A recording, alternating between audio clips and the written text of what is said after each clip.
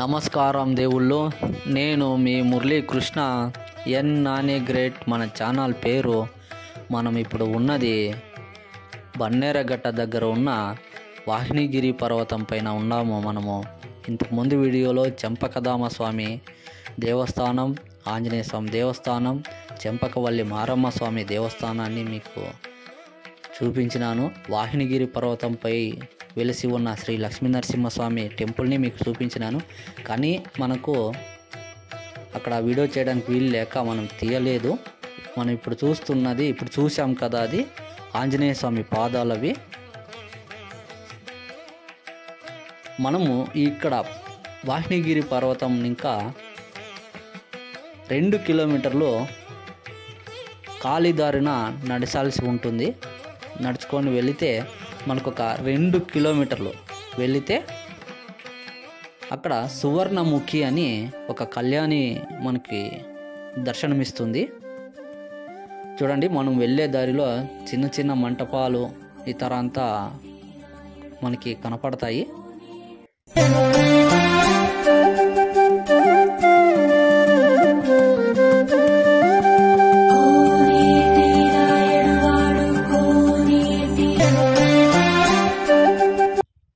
ఇక్కడ సువర్ణముఖి గురించి మనము ఒక కథ రూపంలో తెలుసుకుందామండి చిన్నగా.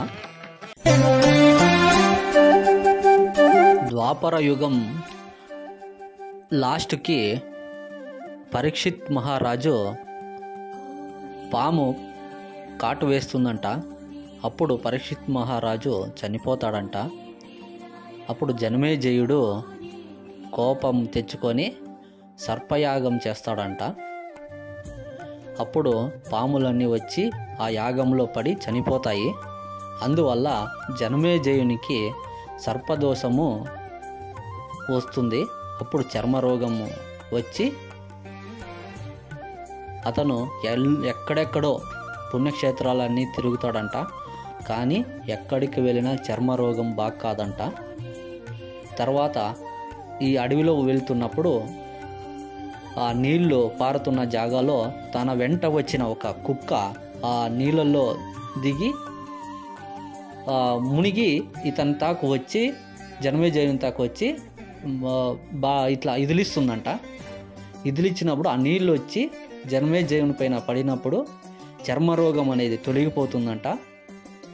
బంగారు రూపంలోకి వస్తుందంట. అది సువర్ణముఖి అని అందువల్ల పేరు వచ్చింది. సువర్ణముఖి అంటే బంగారము. ఆ బంగారు రూపంలో జనమేజయునికి ఆ చర్మము అనేది వస్తుందన్నమాట.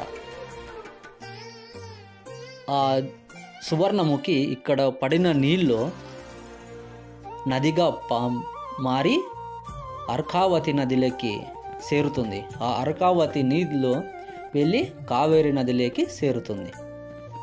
ఇక్కడ చాలా విశిష్టత ఇది. మీకు అది కూడా నేను ఆ నదిని ఆ కళ్యాణిని మీకు చూపిస్తాను. చూడండి,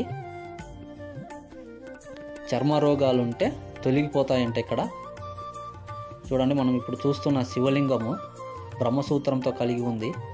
చూడొచ్చు మనము. చాలా పురాతనమైన దేవస్థానం ఇది.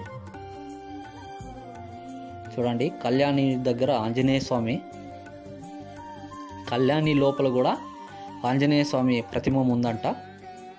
సంవత్సరానికి ఒకసారి ఈ నీళ్ళన్నిటినీ క్లీన్ చేసి ఎత్తి తర్వాత ఆంజనేయ స్వామికి అభిషేకం అంతా చేసి మళ్ళీ నీళ్లు ఇక్కడ వచ్చేతలుగా ఉంటుందంట.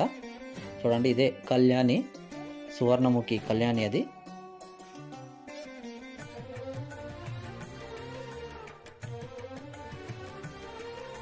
ఇదంతా కట్టించినది వచ్చి జనమేజయుడు. ఇప్పుడు కళ్యాణి లోపల ఆంజనేయ స్వామి ఉన్నాడు. మనకి కళ్యాణి పక్కలోనే చిన్న చిన్న గుళ్ళు ఉన్నాయి. అవన్నీ మీకు చూపిస్తున్నాను నేను.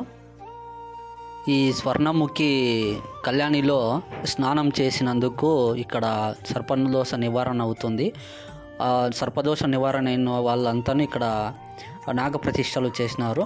ఇక్కడ చూడొచ్చు మీరు.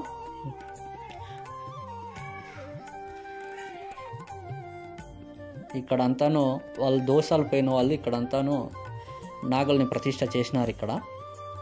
మన ఛానల్ని ఎవరైతే సబ్స్క్రైబ్ చేయలేదో దయచేసి సబ్స్క్రైబ్ చేయండి. మనకు బెంగళూరు నుండి ఇక్కడికి చాలా దగ్గర అవుతుంది, ఒక 20 కిలోమీటర్లు అవుతుంది. ఇంతటితో వీడియో నేను ముగిస్తున్నాను.